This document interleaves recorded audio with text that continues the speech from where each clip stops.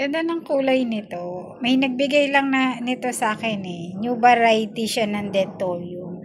Ayan, maliliit lang yung kanya mga bulaklak. Pero ang ganda niyang tignan. Ayan, ang dami niyang bagong ibubulaklak. Ayan. Tapos meron pa dito isa guys. Ayan. Ayan, bigay lang niya sa akin ng kapitbahay ko. New variety daw to ng ating Dentorium. Ayan, kung mapapansin mo guys, yung bulaklak niya, para lang din siyang kakulay ng dahon. Ang pinagkaiba lang, meron siya ditong bukong. Pero yung kulay niya, ayan, kulay dahon siya, tapos yung gitna niya, nagkakaroon ng pink. Ayan siya guys. Siguro may 1 linggo pa lang itong binigay sa akin. Ayan, ang dami niyan suloy.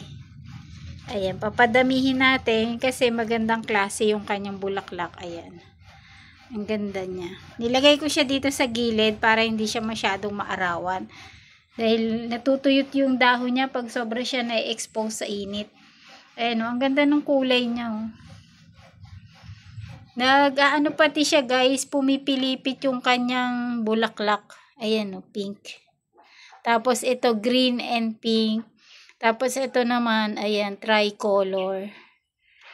Ayan, papadamihin ko yan guys, binigay sa akin ng kapitbahay. Maganda na yung panahon dito sa lugar namin. Ayan, nag-uumpisa na rin maglinis-linis para makapagtanim na ulit after ng sunod-sunod na bagyo. Update ko kayo guys kapag nagsimula na ulit ako magtanim. Thank you for watching!